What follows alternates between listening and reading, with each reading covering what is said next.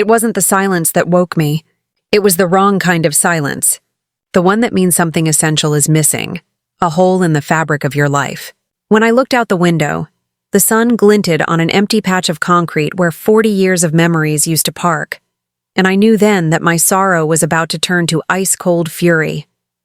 My son's wife had finally crossed the line, and she was about to learn that a quiet widow is not a weak one.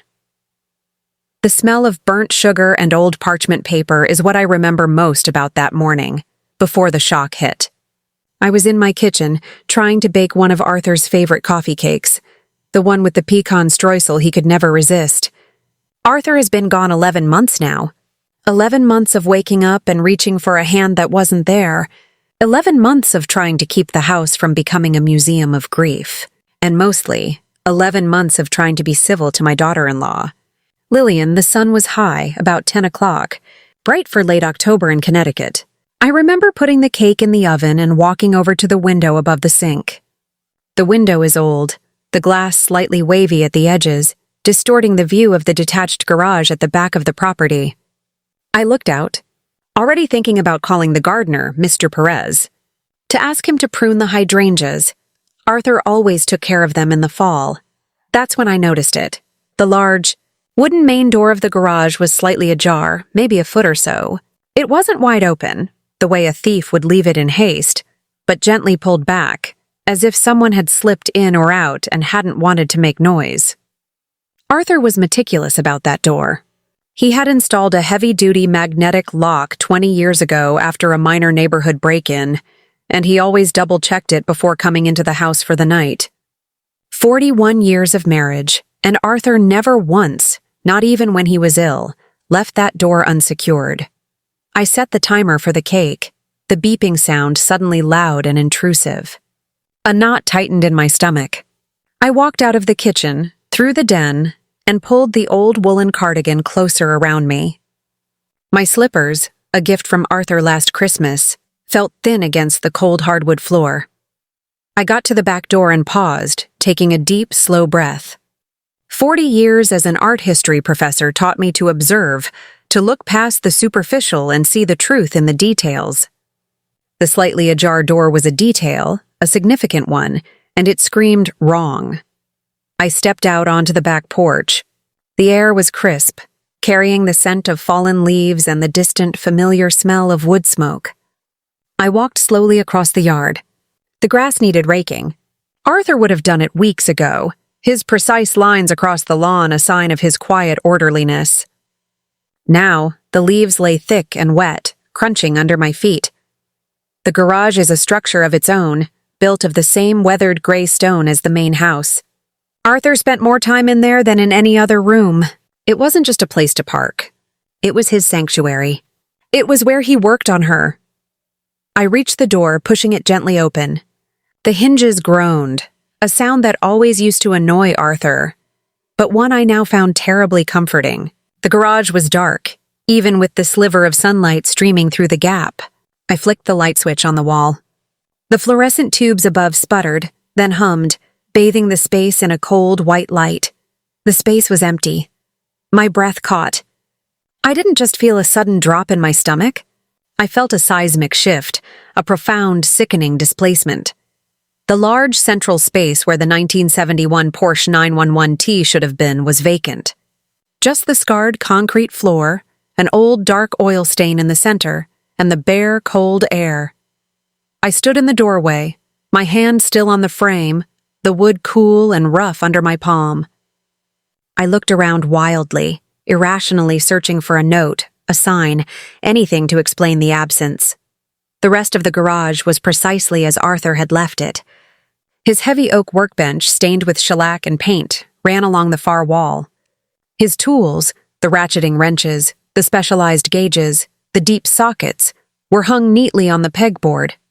Each tool had its own precise shadow traced in permanent marker, a black silhouette ensuring everything was always returned to its exact place. His red leather work gloves lay folded on the bench beside his tattered copy of the Porsche service manual. But the 911 was gone, not just any car. The car. Arthur bought it in the summer of 1975, a struggling lawyer with a bad haircut and an impossible dream. It was a faded, beaten-up shell, a restoration nightmare. But over the 40-plus years we were together, that car became his second skin, a tangible representation of his patience, his commitment, and his passion. He restored it piece by piece, a painstaking labor of love that lasted decades. Every bolt, every fender, every stitch in the houndstooth upholstery was his handiwork. It wasn't just metal and glass. It was a chronology of our life. The deep, rich sepia-brown paint, he'd chosen it because it reminded him of the patina on an old photograph, was the last thing he saw before I closed the door on his memory. I walked to the empty space, my steps echoing loudly in the sudden cavernous silence. I reached out, my hand passing through the air where the curve of the fender should have been. 20 years of him standing here, rag in hand, polishing the hood, the smell of turpentine and aged leather filling the air. My vision blurred. Breathe, Alara, I told myself, the way I used to tell my students facing a difficult final exam. Observe, analyze, react. I walked over to the workbench and picked up the service manual.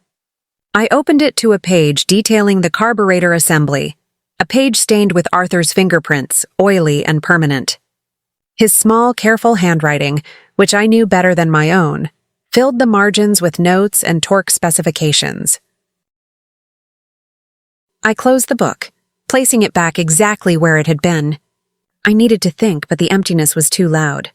I walked out of the garage, locking the door with the spare key I kept hidden on the porch, a purely performative action since the car was already gone.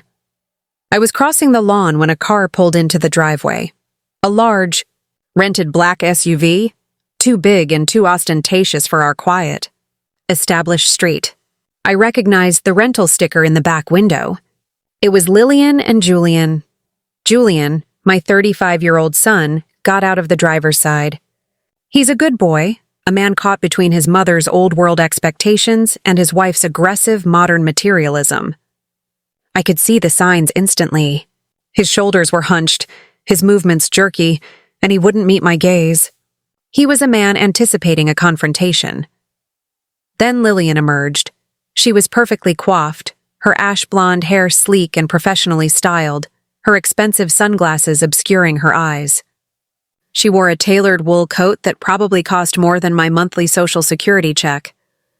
She moved with an unsettling confidence, the kind of woman who believes her ambition is a virtue and everyone else's tradition is a weakness.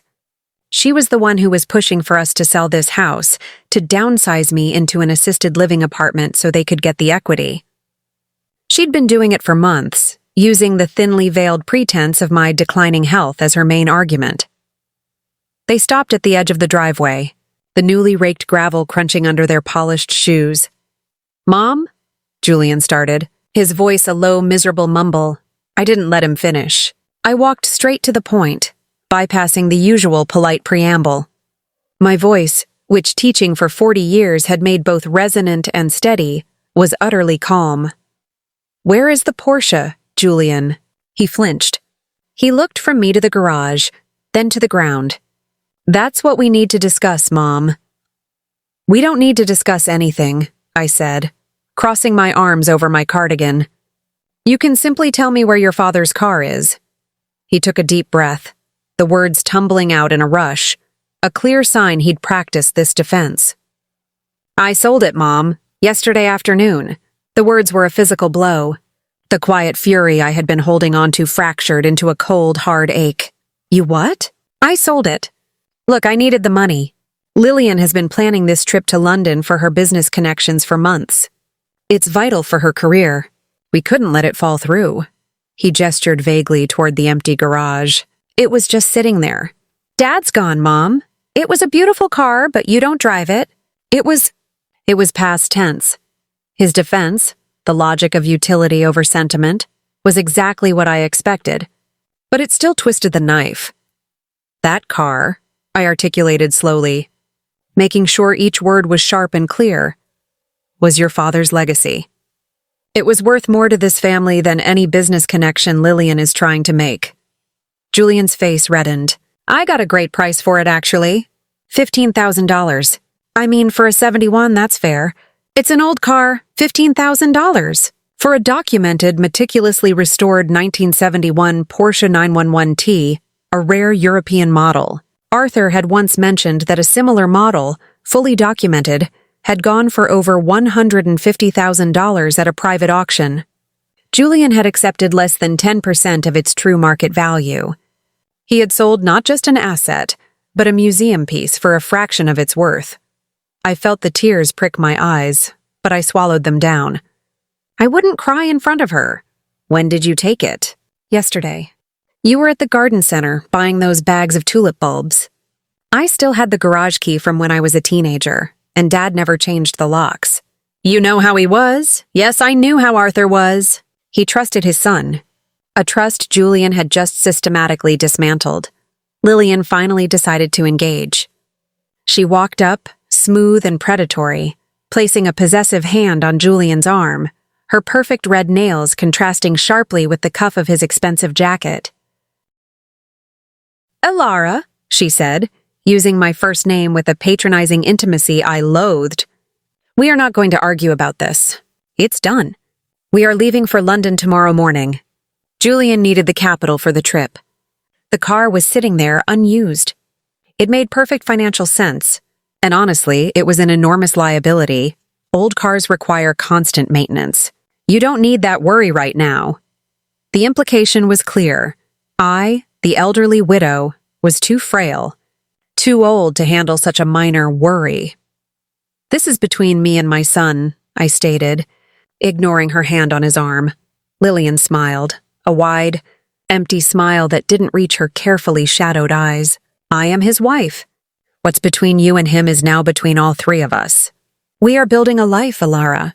We need to be practical. Your husband is dead. The casual brutality of that statement, the way she used Arthur's death as a period at the end of her sentence, finally cracked my composure. I stepped forward, putting myself close enough that she had to tilt her head back to look at me. He is my husband, I corrected, my voice dropping to a low, intense register. And that car was his heart, Julian. Your father spent 40 years on that car because it was his promise to me. His retirement project, our road trip, once he was well enough.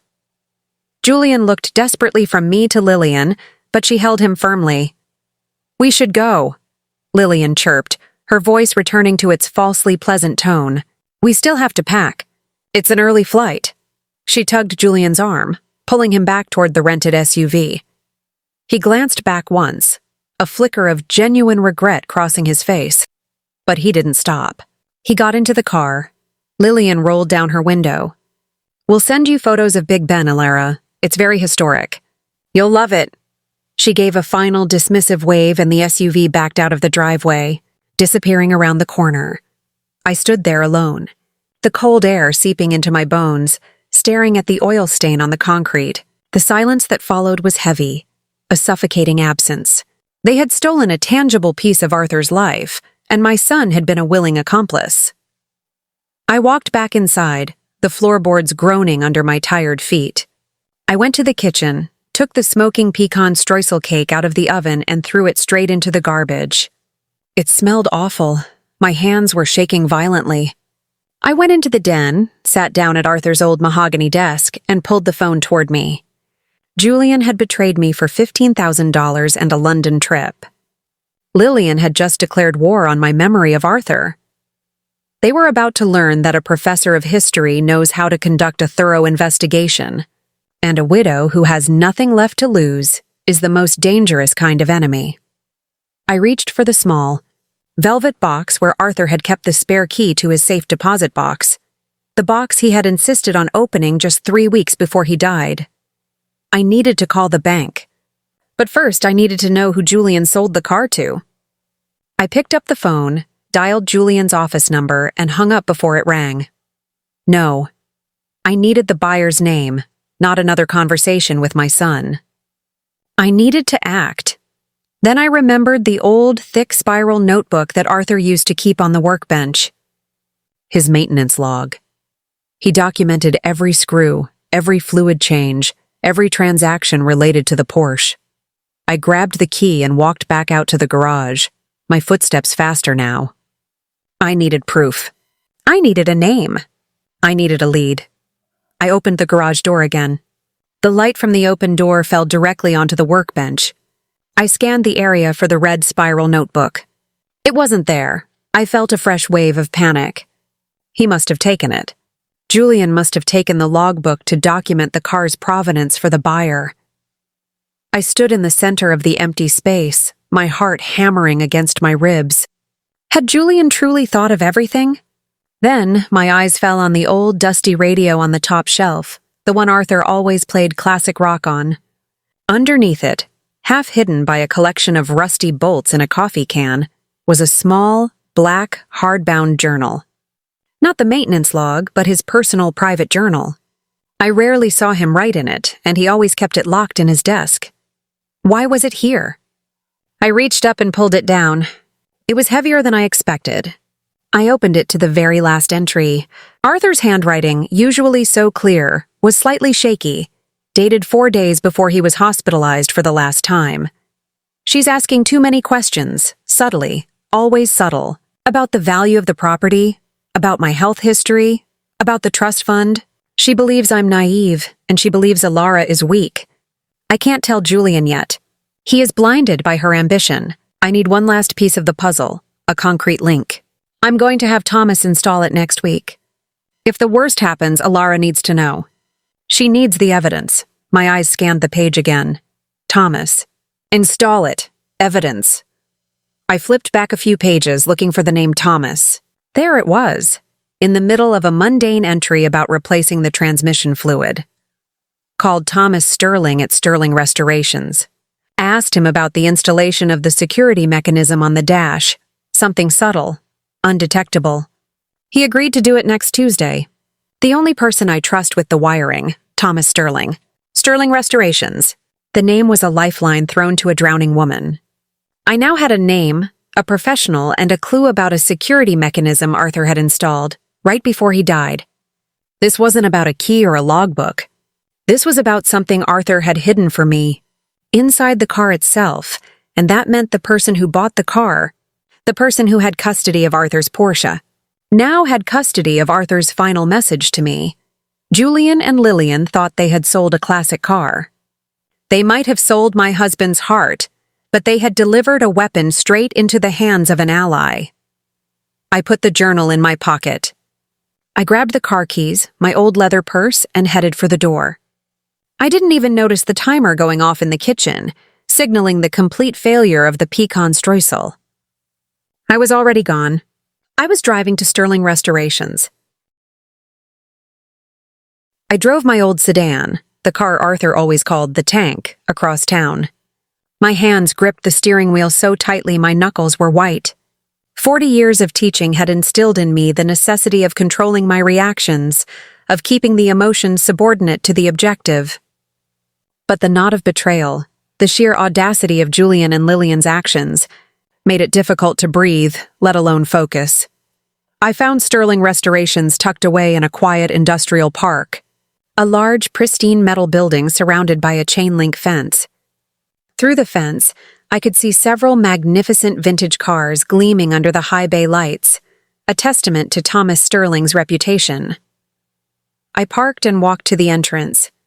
The reception area was immaculate, smelling faintly of clean leather and polish. Behind a counter stood a man in his late 50s, his hair a distinguished silver, wearing a crisp denim shirt. He was speaking quietly on the phone, his voice deep and measured. He looked up as I approached, his expression professional but kind. He gestured for me to wait, finished his call quickly, and placed the receiver down. "May I help you, ma'am? I'm Thomas Sterling." "Mr. Sterling," I began, trying to keep my voice steady. "My name is Alara Bennett. My husband, Arthur Bennett, he was a client of yours. He mentioned you recently, specifically regarding an installation you did on his 1971 Porsche 911T. His relaxed demeanor vanished instantly. His eyes, a sharp, intelligent blue, narrowed with a sudden, profound recognition. He leaned forward, resting his hands on the counter. "Mrs. Bennett, I'm so sorry about Arthur. He was a great man. We talked last week and he told me what was happening, what he was planning." He paused, his voice dropping. "But that car, Did you bring it in? I was expecting it. No, Mr. Sterling, that's why I'm here. Arthur passed away almost a year ago. The car was sold yesterday by my son Julian to an unknown buyer. Thomas's jaw tightened. He looked genuinely sickened. Sold for how much? $15,000, I whispered. He pushed off the counter, running a hand over his face. Jesus, $15,000. I appraised that car for Arthur last year at $165,000. It's a museum piece. The condition, the documentation, it was perfect. The true scale of Julian's betrayal and Lillian's calculated greed hit me again.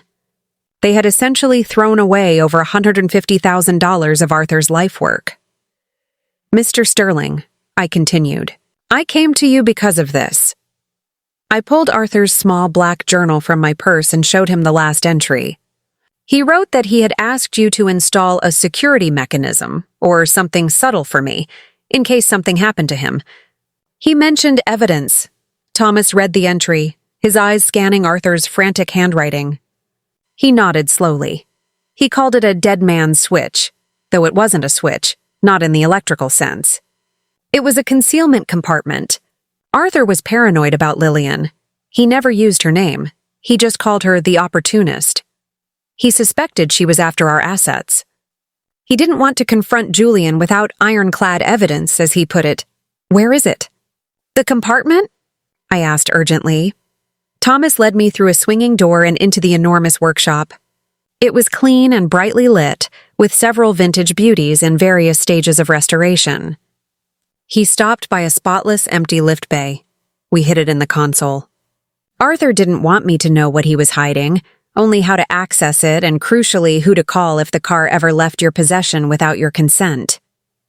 He told me, if the car is gone, something has gone wrong, and Alara needs what's inside. He pointed to an imaginary dashboard. In the 911T, the radio console is notoriously tight. I custom fabricated a hidden release mechanism, a micro switch activated by a specific sequence of pressing the hazard light button and holding the cigarette lighter ring. It takes the radio panel completely out, exposing a cavity we wired into the car's central tunnel. And you don't know who bought it? I might. Arthur asked me to keep an eye on a specific buyer, a collector he often competed with at auctions. A man named Franklin Vance, a very reputable, highly private collector from upstate New York, specializing in early 911s. Arthur and Mr. Vance had a friendly rivalry, and Arthur often used him as a benchmark for his work. Arthur said if his car ever came up for sale for an absurdly low price, it would likely be Vance who got the call first. Did you get a call? Thomas nodded. I did yesterday afternoon, about an hour after I spoke with Arthur's son. Julian's name wasn't mentioned, but the seller was a broker working out of Hartford. He offered me the car for $17,000. I recognized the VIN immediately, of course. I told the broker that I couldn't possibly afford it, and that he should contact Franklin Vance immediately, as he had the highest valuation on record for that specific year and color combination. So Mr. Vance has the car. Almost certainly. He's the only person who would pay the fair market value without question and move that quickly to acquire it. The broker would have contacted him within the hour. Mr. Vance usually wires the full amount and arranges private transport immediately. My immediate objective shifted. Julian and Lillian's trip was tomorrow morning. I had less than 24 hours to retrieve Arthur's evidence before they were out of the country and perhaps beyond reach. I had to get to Franklin Vance. Do you have his contact information? Thomas didn't hesitate. He pulled out his phone and quickly typed something. He's heavily protected, but I have his private office number. I'll call ahead and tell his secretary that this is an urgent matter regarding the provenance of the 911T he just purchased. That will get your call through. He walked back to his desk and began dialing. I stood in the workshop looking at the tools, the oil smell, the quiet dedication that filled the space. Thomas Sterling was not just an acquaintance. He was Arthur's friend, bound by a shared passion, and now by a shared mission. Thomas hung up the phone and handed me a slip of paper. Franklin Vance's private office. His secretary, a Mrs. Dubois, is expecting your call. She said he's tied up in meetings all day today, but is reviewing the vehicle upon its arrival at his estate tomorrow morning. You need to get to him before he starts the final paperwork, before he even touches that radio console. Thank you, Thomas. You've given me everything. Mrs. Bennet, you have to find out what Arthur left you. He was worried, genuinely scared of Lillian. I've heard stories about women like her, women who target older families. Arthur had a theory he needed to prove. Please be careful. She won't stop at just selling the car. I nodded, feeling the journal in my pocket. Arthur's proof, his warning, his last act of protection. I won't be careful, Thomas. I'll be relentless. I drove out of the industrial park, the slip of paper with Franklin Vance's number burning a hole in my palm. He lived 5 hours away, near the border of New York and Massachusetts. I needed to leave now, but I couldn't just leave without gathering everything. I drove home, parked the tank in the driveway, and went straight to the safe. Arthur always kept the combination simple, the date of our wedding anniversary. Inside, the safe was neatly organized. I pulled out the original deed to the house, the copies of the trust documents, and the small velvet box holding the key to the safe deposit box Arthur had shown me just before his death. I knew Arthur. He wouldn't have just hidden evidence of Lillian's fraudulent intent. He would have also secured my future. I grabbed my purse, checked my wallet, and headed to the First National Bank downtown. The bank was predictably quiet. The manager, a young man who had known Arthur for years, greeted me somberly and led me to the vault. I presented the key from the velvet box, the key Arthur had mentioned in the journal.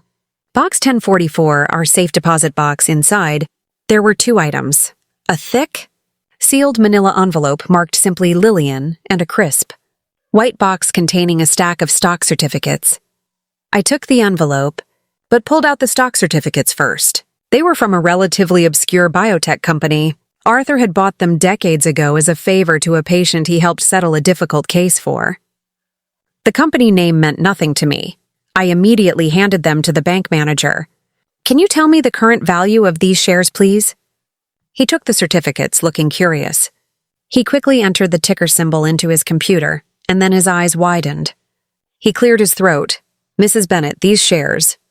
I don't know why your husband never mentioned this to us. This company was acquired in a major merger 5 years ago. These shares were converted at a 10-to-1 rate.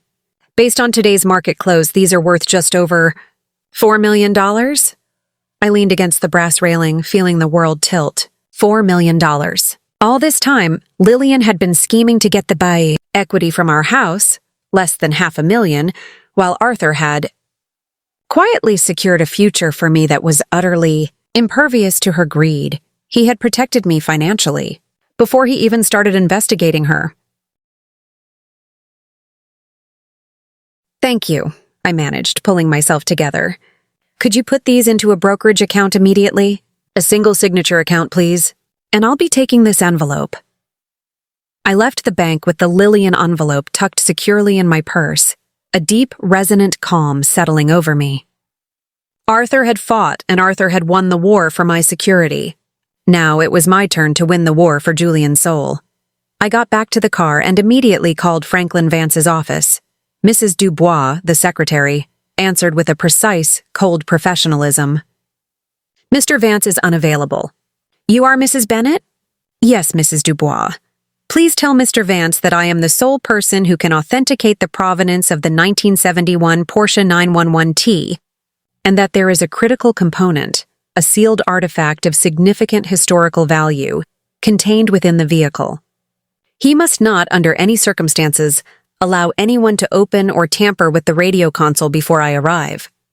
I am driving up now. I hung up before she could respond, knowing that the mention of artifact and historical value would pique a collector's interest like nothing else.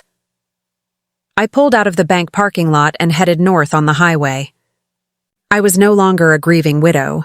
I was a woman with a $4 million safety net, a friend in Thomas Sterling, and a sacred duty to complete my husband's final investigation. The manila envelope lay on the passenger seat. I pulled over to the side of the road, needing to know what Arthur had collected before I faced Mr. Vance. I carefully broke the seal. Inside was a stack of documents. The first was a marriage certificate, Julian and Lillian's. but scrawled across the bottom in Arthur's hand was a separate note. Her divorce from Mr. Edward Thorne of Boston was finalized only 12 days before her wedding to Julian. Too fast, look into Thorne. The pattern is usually 3. The next items were copies of tax documents, emails, and photos. Photos of Lillian, posing lavishly with an older, wealthy-looking man, dated just a few months before she met Julian. Arthur's careful, meticulous annotations detailed conversations she'd had with him, the accidental ways she brought up estate law, and the casual remarks she made about his health. But the most damning thing was a separate, neatly folded sheet of paper. It was a transcript of a conversation, a recorded call, dated 3 months before Arthur died. Arthur's voice, tired. "Lillian, I know what you're doing. I know about Mr. Thorne. I know you're targeting my family." Lillian's voice chillingly calm. "Arthur, you're a sweet man, but you're getting old. Your memory is failing. Julian trusts me. If you try to interfere, I will make sure Julian believes you are mentally unstable. I will have you institutionalized." The air left my lungs. She hadn't just been greedy. She had threatened to destroy Arthur's mind and reputation. He hadn't died just grieving. He had died fighting. The final item was a clean, organized sheet with 3 names, 3 cities, and 3 phone numbers. Edward Thorne, Boston. Massamuel Vance, no relation to Franklin, Greenwich. CTMers Charlotte Albright, Thorne's mother. Palm Beach, F. Larther's final. Silent instruction was clear. Finish the investigation. Get the victim's statements. Expose the pattern. Save Julian. I folded the transcript and placed it back in the envelope. The sun was beginning to set, painting the sky in fierce, angry oranges and purples. I put the car in drive, pressing the accelerator down hard. My journey was just beginning. I was heading to New York to meet the man who held the physical key to Arthur's last words. The drive to upstate New York felt less like a journey and more like a descent into the final phase of a meticulously planned operation. The setting sun had given way to a starless, cold night, and the monotony of the highway provided a grim backdrop for reviewing the contents of Arthur's manila envelope. The calm I had felt upon discovering the true value of the biotech stocks was now replaced by a chilling realization. Lillian had threatened to have Arthur institutionalized. She had targeted his sanity, his very credibility, to protect her fraud. That was not just greed. It was malice. I drove until the streetlights thinned out, replaced by the deep, silent darkness of the countryside. Around midnight, following the specific directions Thomas Sterling had provided, I arrived at the perimeter of the Vance estate. The gate was wrought iron, massive and imposing, clearly monitored by cameras. I pulled up to the intercom and pressed the button. A crisp voice answered immediately. "Vance residence. Identify yourself. This is Alara Bennett. I spoke with Mrs. Dubois earlier. I'm here regarding the provenance of the 1971 Porsche 911T. There was a brief pause, a whirring sound, and then the gate slowly swung inward. Please proceed to the main house. Drive slowly. The driveway was long and winding, flanked by ancient manicured oaks. The main house eventually appeared, a massive stone structure, almost a castle, illuminated by soft, discreet lighting. It screamed old money and exclusivity. I pulled the tank up to the front portico. A man in a dark suit immediately appeared from the shadows, opening my car door. "Mrs. Bennett? Welcome. Mr. Vance is expecting you. Please follow me." I was led through a vast hall, floored with polished marble, its walls lined with intimidatingly serious portraits. The air was thick with the scent of aged wood and wealth. The butler led me into a cavernous library, lined floor to ceiling with leather-bound books. Franklin Vance was standing by a fireplace, nursing a drink. He was a tall man in his late 60s, impeccably dressed in a smoking jacket. His posture was commanding, and his eyes, though tired, held the sharp, assessing gaze of a man accustomed to getting what he wants. "Mrs. Bennett," he said, setting his glass down. His voice was deep and resonant. "Thank you for driving all this way.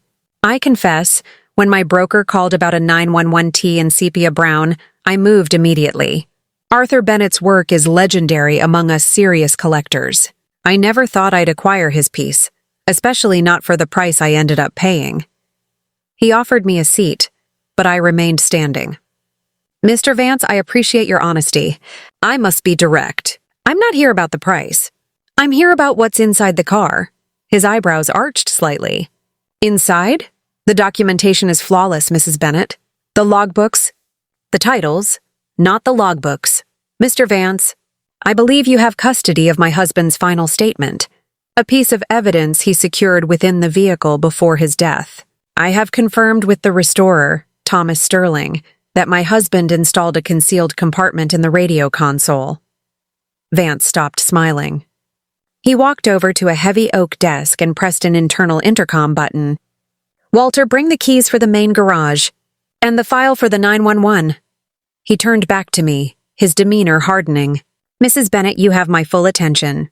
I do not appreciate drama, but if this is about an item of sentimental value, I assure you I would have been more than happy to ship it to you. You did not have to interrupt my evening. It is not sentiment, Mr. Vance. It is a sealed folder containing documents that expose a serious, ongoing fraud that is targeting my family. My husband suspected my daughter-in-law, Lillian, of being a financial predator who specifically targets families with significant assets, and he hid the evidence in the car as a failsafe. Vance paused, looking at me intently. The collector's curiosity was now mixed with an appraiser's cynicism. A predator? That's quite an accusation, Mrs. Bennet. And you're telling me this evidence is sealed inside the dashboard of a vehicle that cost me a great deal of money and that I have not yet fully appraised? Yes, I stated simply. And I ask that you, as an ethical collector, allow me to retrieve the contents before you proceed with the final acceptance of the vehicle. My husband, Arthur, knew you were a man of integrity. That is why he chose a vehicle that he knew would eventually fall into the hands of someone who respected its history. The door opened, and the butler, Walter, returned with a thick file and a large ring of keys. The car arrived about 6 hours ago. Mrs. Bennet, it's pristine. I haven't even had the transport company fully unload it yet. He picked up the keys. Show Mrs. Bennet the car, Walter, and bring a high-intensity flashlight. We walked out to a massive, climate-controlled garage wing. The air in here was different, sterile and cool. The lights were bright, focused on several stunning vehicles. In the center, under a large, soft car cover, sat the Porsche. Walter pulled the cover back. There she was. The sepia-brown paint gleamed under the museum-quality lighting. My heart ached, but the sight of Arthur's perfection, the gleaming chrome, the immaculate curves, steeled my resolve. Mr. Vance approached the driver's door, examining the frame with the eye of an expert. He opened the door. The interior still smelled faintly of the aged leather and Arthur's favorite cologne. It truly is magnificent, Vance murmured, running a hand over the perfect stitching on the headrest. A labor of love. It was, I agreed. Now, Mr. Vance, with your permission. The compartment is behind the radio. Thomas Sterling told me the release sequence. Press the hazard light button, then hold the cigarette lighter ring. Vance looked at me, a glimmer of respect now replacing his initial skepticism. He was clearly intrigued by the sophistication of the concealment. He leaned into the driver's seat and executed the steps precisely. There was a faint click. The radio faceplate, an original period-correct unit, slid smoothly out of the dash cavity, retracting on hidden tracks. Behind it, exposed in the darkness, was a small, empty space. Vance frowned. He peered in, using the flashlight Walter provided. It's empty, Mrs. Bennet. I felt a cold rush of disbelief. Empty? Arthur's solemn final act, the meticulous planning, the risk he took, all for an empty space? That can't be right, I said, leaning in. Arthur was precise. There had to be something. I reached my hand inside the cavity, pushing my fingers deep into the tight space. My fingers brushed against something. Not paper, but something hard, tucked almost out of reach, deep in the plastic lining. I pulled it out. It was a single USB flash drive, small and black, held in place by a strip of strong double-sided tape, so dark it blended perfectly with the lining. Vance took the flashlight and examined the tape residue. He didn't want it found until after the initial cursory inspection. Clever. I held the flash drive. It contained everything. All the proof, organized digitally. Thank you, Mr. Vance, I said, a wave of profound relief washing over me. You have no idea what this means. This contains the proof to save my son from a very dangerous woman. Vance nodded, his expression softening. He walked over to his desk. Mrs. Bennett, you came here seeking justice, but you also showed me the level of commitment Arthur put into this car. The dedication of the builder is as important as the metal itself. I won't buy the car that brought about so much familial distress. It wouldn't feel right. He picked up a signed bank check from the desk. This check is for $170,000, payable to Julian Bennett. It is a fair market price for the vehicle, less my transaction costs. I had to buy it to stop the broker from flipping it for pennies, but I have no intention of keeping it. I will hold the title here, at my lawyer's office, until you decide what to do with the car. You may buy it back from me for the price I paid, or you can find another suitable buyer. The difference between what Julian sold it for and this check is your family's, and it's substantial. I was stunned. He was not just an ethical collector. He was a generous, principled man. Mr. Vance, I can't thank you enough. Arthur's integrity deserved respect, Mrs. Bennett. Now, I suggest you take that flash drive and use this library to analyze the contents. You need to act fast. What is your goal? To confront Julian with the proof before he and Lillian leave for London tomorrow morning, and to inform the previous victims. He gestured to a large computer on a nearby table. Use the computer. It is secure. Walter will bring you coffee. Good luck, Mrs. Bennett. I sat down at the desk, plugged the USB drive into the computer, and opened the single folder labeled Final Proof. Arthur had organized everything meticulously. Victim contact files, 3 folders containing detailed notes, property records and social media screenshots relating to Edward Thorne, Samuel Vance, and a new name, Robert Chen Financial Analysis. Spreadsheets detailing wire transfers from Lillian's previous joint accounts immediately following property sales. The transcript, enhanced, a digital file of the conversation I had read earlier, but this one was clearer. Professionally recorded. The final strategy. A short Word document. Dated one day before Arthur's last hospital visit. I opened the final strategy. Arthur's handwriting was clear on the screen. Elara, by the time you read this, I will be gone. I have given Thomas the instructions. The money is secured in the stocks. This final step is for Julian. He is blinded, not malicious. We cannot simply show him the transcript. She will accuse me of digital manipulation and senility. He needs to hear it from the victims. I have organized the 3 key victims, all of whom lost significant family assets after marrying Lillian, or Cortland, Albright, etc. Edward Thorne, Samuel Vance, and Robert Chen. All 3 were encouraged to sell family homes under the pretense of caring for aging parents or securing the future. She then vanishes with the proceeds. I have also included the most vulnerable victim, Charlotte Albright, Edward Thorne's mother. She is a frail woman who lost her home in Palm Beach. She is the emotional key. You must call them all tonight. Record the conversations. Get their statements of loss, the details of the fraud. Then, you will have the unassailable evidence of a criminal pattern. Julian will believe the pattern of 4 separate victims over the word of one senile father. End her, Elara, not for the money, but for Julian's life. I looked at the clock on the screen. 1:30 a.m. Julian and Lillian's flight was scheduled for 8 a.m. I had 6.5 hours. I opened the first file. Edward Thorne, Boston, M.A. His story was tragic and familiar. Lillian had married him quickly, convinced him to sell his mother's home in Beacon Hill to pay for a world-class care facility, and disappeared with the proceeds. I found his cell number and dialed. A groggy voice answered. Hello? Mr. Thorne? My name is Elara Bennett. I am the widow of Arthur Bennett. I'm calling because my son is married to the woman who used to be your wife, Lillian. The silence on the line was heavy, broken only by a sharp intake of breath. I thought I was done with her. Why are you calling? Mr. Thorne, my husband spent the last year of his life documenting Lillian's criminal pattern. We need to save my son. I need you to tell me exactly what happened, and I need to record it. My son will not believe me unless he hears it from you. I explained my plan, the need for recorded testimony, the urgency. Edward Thorne, after a minute of stunned silence, agreed. His need for justice was greater than his desire for privacy. He told me the story, his voice cracking when he described his mother losing her home. I saved the recording. Then I called Samuel Vance, no relation to Franklin, then Robert Chen.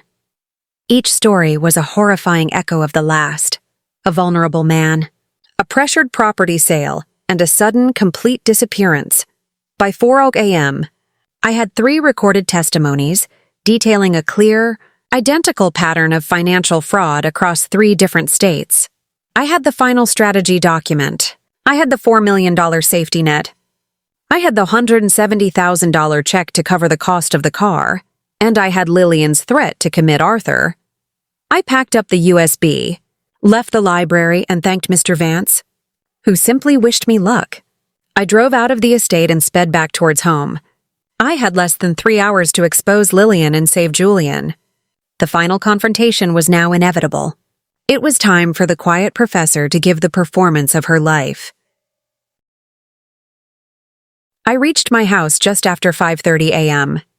The first pale light of dawn was filtering through the eastern windows, illuminating the dust motes dancing in the air of the silent living room.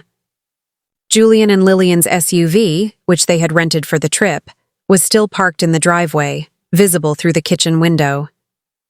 They were still here. I had less than 2.5 hours before their scheduled departure. I went straight to the kitchen. I needed to appear calm, domestic, the quiet, slightly frail widow they expected, not the avenging academic who had just driven 10 hours and uncovered a multi-state fraud. I quickly put a pot of coffee on, the familiar gurgle and hiss a steadying sound. I tucked the USB flash drive and the manila envelope, containing the printed transcript and the victim's contact information, into the pocket of my housecoat. I also carefully folded the $170,000 check from Franklin Vance and placed it there. At 6:15 a.m., I heard movement upstairs, footsteps, the clatter of a suitcase being pulled across the landing, and then Lillian's voice, sharp and commanding, drifting down the stairs. Julian, stop fussing with that lock. We have to be on the road in 45 minutes. Traffic will be hell. I poured myself a cup of coffee and sat at the kitchen table, the posture of a woman simply enjoying her quiet morning. A moment later, Julian came down looking tired and slightly rumpled, carrying a heavy travel bag. He stopped short when he saw me. "Mom, you're up early." He avoided my eyes, placing the bag by the door. "I couldn't sleep," I said simply, taking a slow sip of coffee. "Too much to process, I suppose." It takes a while to adjust to empty spaces. The subtle jab landed, but he just rubbed the back of his neck, the usual sign of his deep discomfort. "Look, Mom, I know you're mad about the Porsche, but I told you it's done. We'll talk when we get back, okay? I promise we will." "There's nothing left to talk about," I replied, my voice perfectly level. "The car is gone. It was a beautiful memory, and now it's just a lesson in letting go." Lillian descended the stairs then, effortlessly chic in a travel suit, her designer sunglasses already pushed up onto her head. She carried a slim leather briefcase, her tool of the trade. "Good morning, Alara. Glad to see you taking things so well. That's what I told Julian, you're a strong woman. You just needed a little push to get over the sentimental hurdle." She walked to the refrigerator, opened it without asking, and poured herself a glass of orange juice. She moved like she already owned the house, the casual assumption of ownership a small, calculated aggression. Julian watched her, then looked at me. "We're just waiting for the taxi, Mom. We'll be on our way." "The taxi won't be necessary," I said, rising slowly from the chair. My movement drew their attention. "I called a car service for you. They should be here any minute. But before you leave for the airport, there's something I need to show you both. It won't take long." I walked past them, into the living room, and sat down on the sofa, gesturing toward the armchairs. Julian hesitated, but Lillian, curious and supremely confident, walked into the room. "Ilara, we really don't have time for a farewell lecture on vintage upholstery," Lillian said, sitting down with a sigh. "Just hug Julian and tell him to call you from London." "It's not a lecture, Lillian," I said. "It's a presentation. Arthur always taught me that before reaching a conclusion, one must always examine the evidence." Julian, sensing the shift in the atmosphere, the sudden, steel-like resolve in my voice, sat down reluctantly. I pulled out the USB drive and placed it on the mahogany coffee table between us. I did not mention the $4 million or the $170,000 check yet. This had to be about Arthur, about proof, and about Julian. "Julian, I know you sold your father's car. I was angry, but I accepted it. What I couldn't accept was the emptiness, the fact that your father's final project, his passion, was gone. So I did some digging.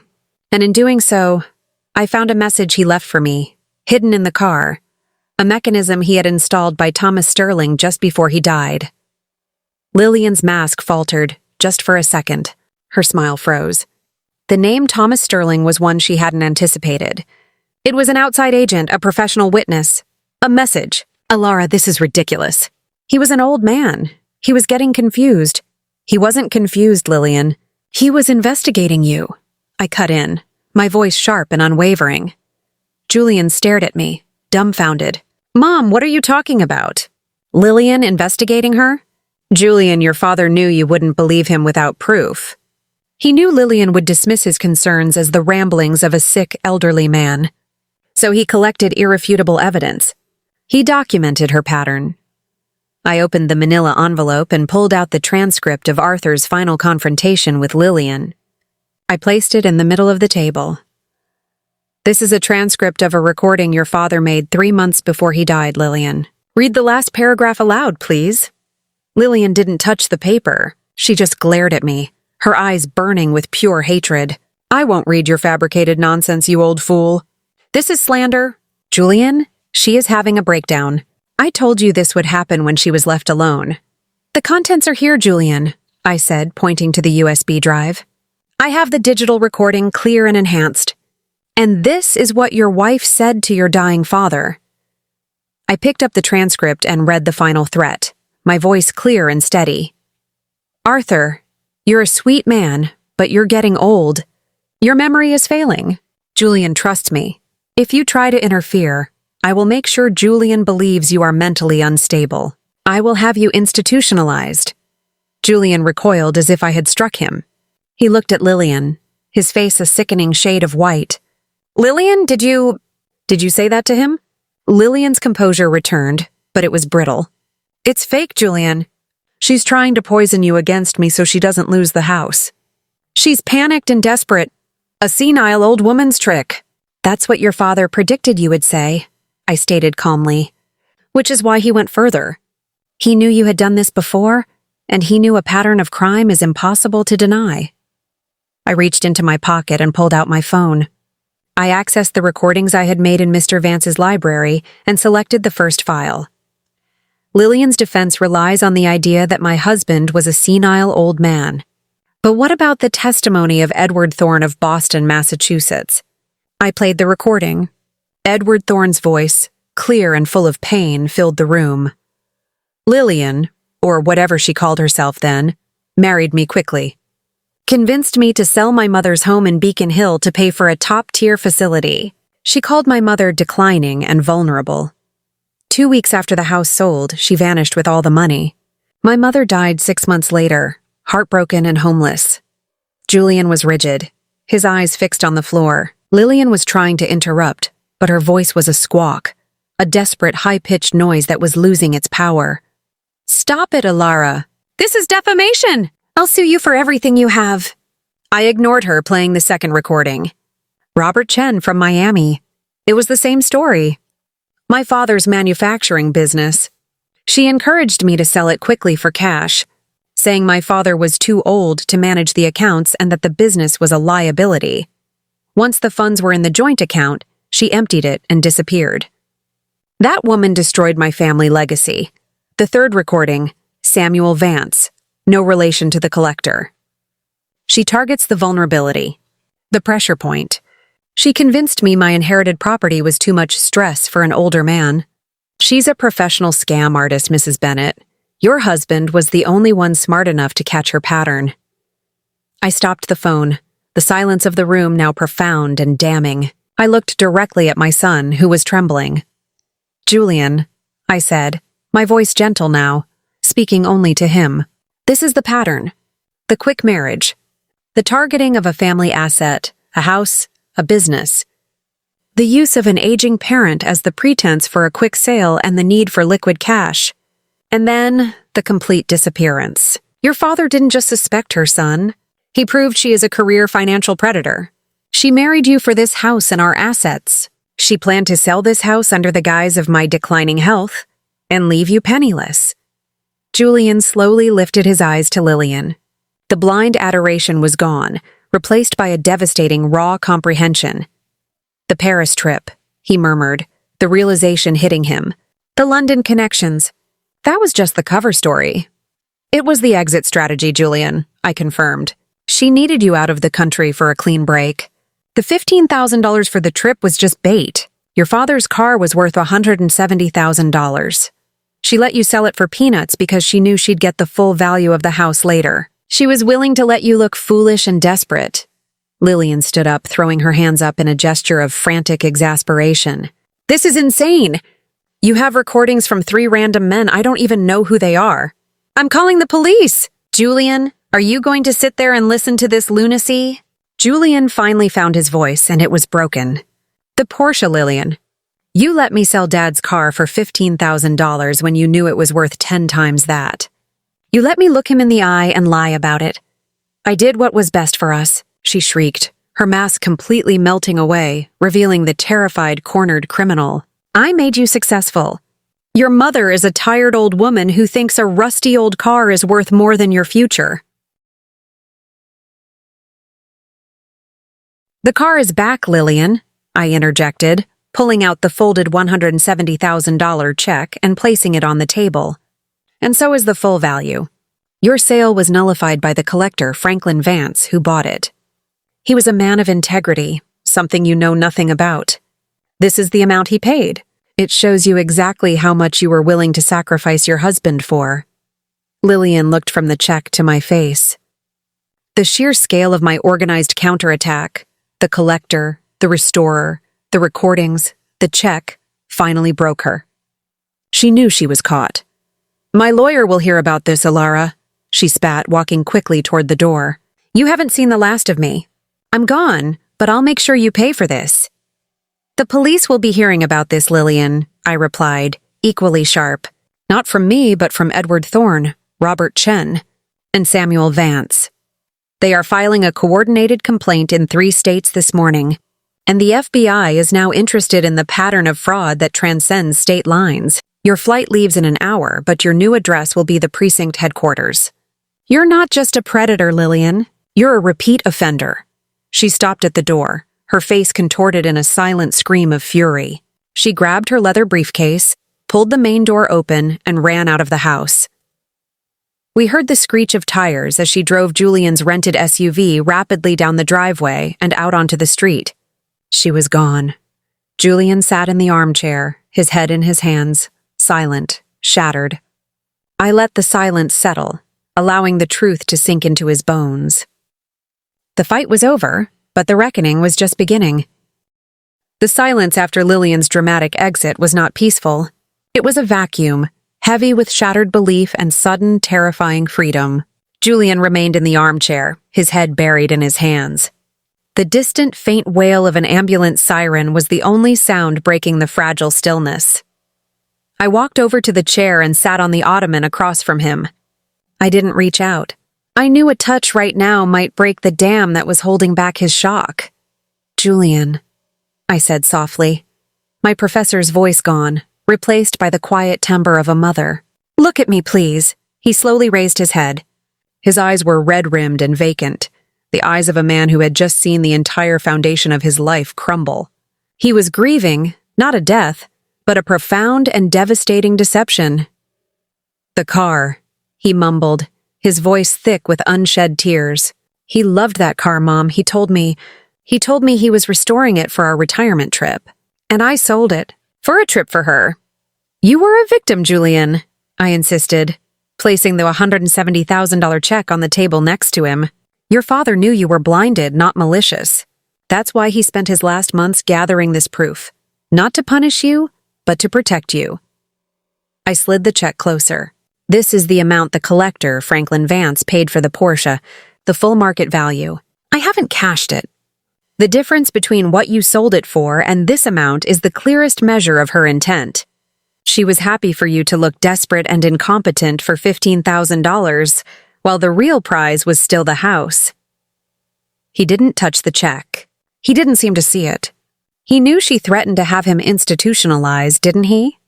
When he got sick, he was fighting her, alone. Yes, he was fighting her, Julian, I confirmed, pulling the final strategy document from the envelope and placing it in his lap. He wrote this the day before he went into the hospital. Read it. Julian's hands trembled as he unfolded the paper. He read Arthur's measured, loving words. He is blinded, not malicious. He needs to hear it from the victims. End her, Alara. Not for the money, but for Julian's life. He finished reading, then crumpled the paper into his fist and finally wept, deep, racking sobs that shook his entire body. I let him cry, the tears washing away the shame, the guilt, and the 3 years of emotional manipulation Lillian had woven around him. After several minutes, he straightened up, wiping his face with the heel of his hand. The vacant look was gone, replaced by a terrible, clear resolve. I have to find her, he choked out. I have to undo this. Everything. I need to call the police, the banks, everyone. Lillian is likely driving to the nearest major airport, hoping to get on an international flight, I stated calmly, having anticipated this reaction. She won't get far. I have already contacted the victims, Edward Thorne, Robert Chen, and Samuel Vance. They are coordinating with their respective local authorities and lawyers to file fraud complaints simultaneously, naming Lillian and her various aliases as the perpetrator in a multi-state scheme. The net is closing, Julian. Your father guaranteed it. I then explained Arthur's financial maneuver. The house is safe. The deed is here and the trust is sound. More importantly, Arthur liquidated a considerable portion of his assets just before he died and bought stock certificates. These are now worth $4 million and are solely in my name, secured in a single signature brokerage account. She had nothing to gain from my death or the sale of the house. You and I are financially safe, thanks to your father's foresight. Julian looked utterly stunned. $4 million. And she didn't even know. She only saw the house equity. She underestimated his love for me and his intellect. She thought she was dealing with a senile old couple. She was dealing with a retired law professor who understood forensic investigation. Now came the hardest part, the consequences for him. You have to take responsibility for your part, Julian.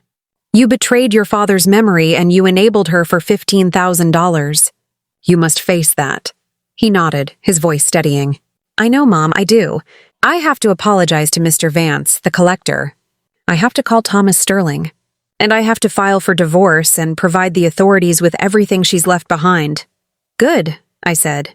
The first step in restoration is always documentation. We start right now.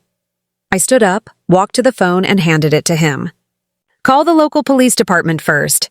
Tell them your wife, Lillian Cortland, has fled the premises and that you have evidence of multi-state financial fraud. I will be here with the USB and the documents when they arrive. While Julian was making the call, speaking with a terrible clarity that was heartbreaking to hear, I looked around the living room.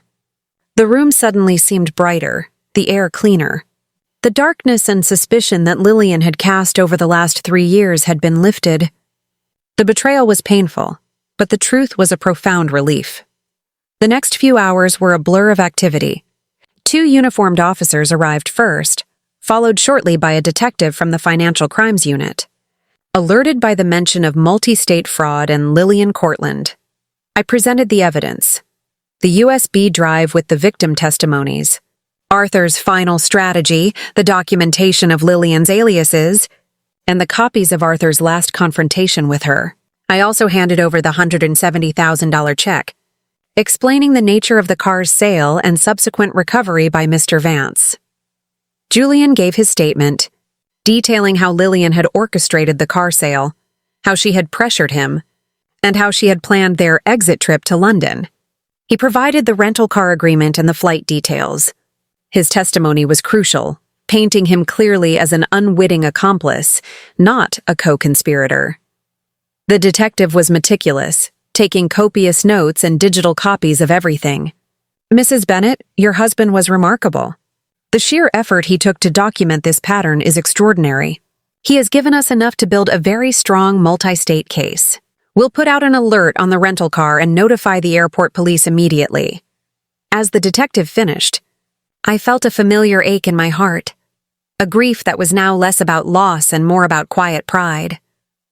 Arthur had used his last ounce of strength and intellect to secure my safety and, ultimately, to save his son.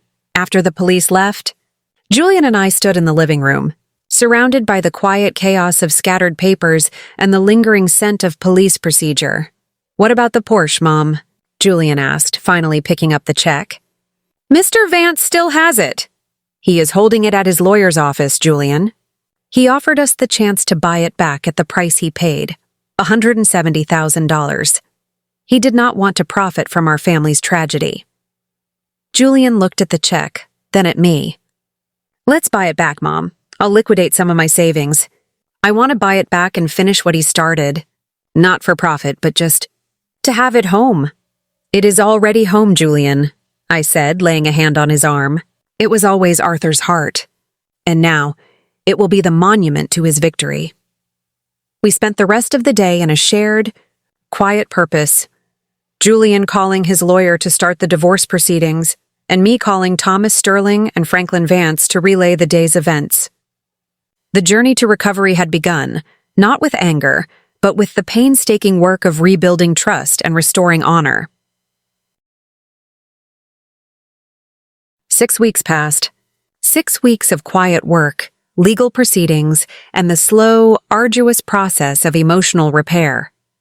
The house, once heavy with unspoken tension, now felt simply empty, the way a home does after a long, difficult illness has finally passed. Julian handled the fallout with a quiet determination I hadn't seen in him since his college days. He filed for divorce, cooperated fully with the Financial Crimes Unit, and provided access to all joint accounts and correspondence, which confirmed Lillian's meticulous planning. He faced the shame not with excuses, but with a simple, crushing acknowledgement of his own blindness. The news of Lillian's capture came 10 days after she fled. She was apprehended at JFK Airport in New York, attempting to board a flight to Dubai using a falsified passport under yet another alias. The synchronized multi-state complaints filed by the victims, Edward Thorne, Robert Chen, and Samuel Vance, alongside the physical evidence provided by the local police and Arthur's digital files, had led to her immediate arrest. The detective informed me that Arthur's work had provided a roadmap of intent, securing the case against her for fraud and identity theft. The day we drove to pick up the Porsche from Franklin Vance's lawyer's office was cold and bright. Julian and I drove the tank together. The atmosphere between us was solemn but restored. We had been through a crucible, and the relationship, stripped bare of artifice, was now stronger.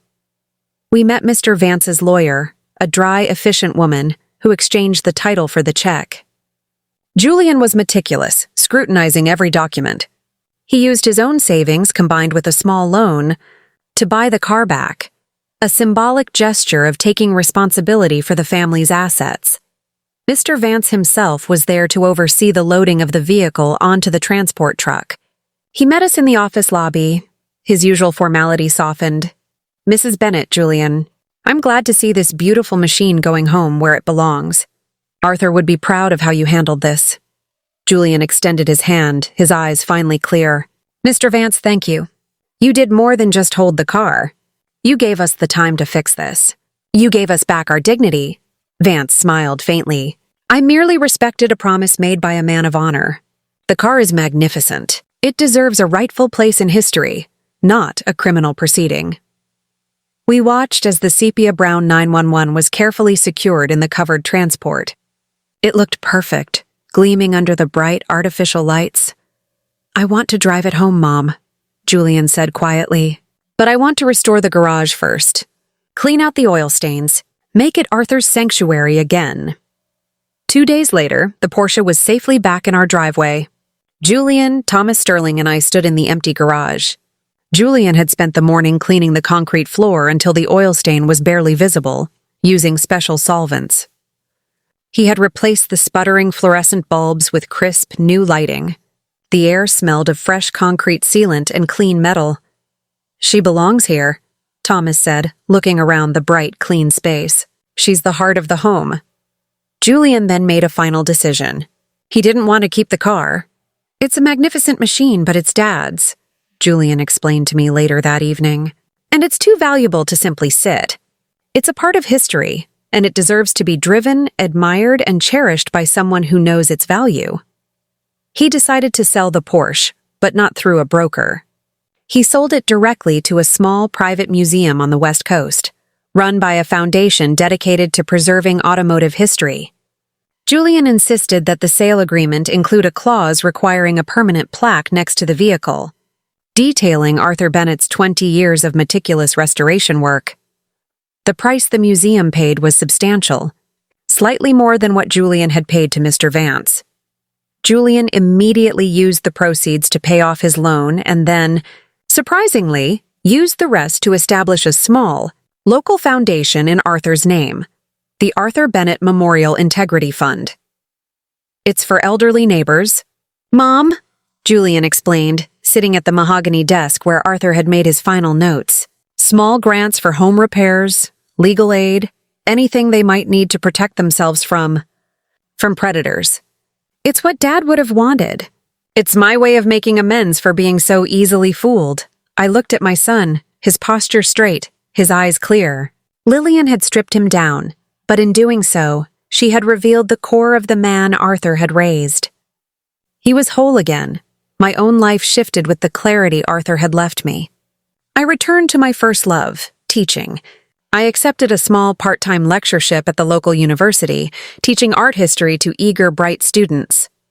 I also started volunteering at a women's legal aid clinic, helping them document the subtle signs of financial abuse. I used the security of the $4 million, Arthur's quiet victory, not as a cushion, but as a foundation for a new, purposeful life. The garage is now just a storage space, clean and quiet.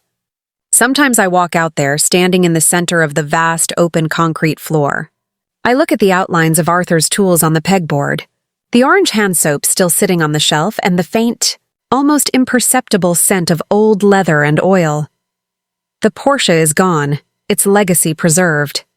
Lillian is behind bars, her pattern exposed.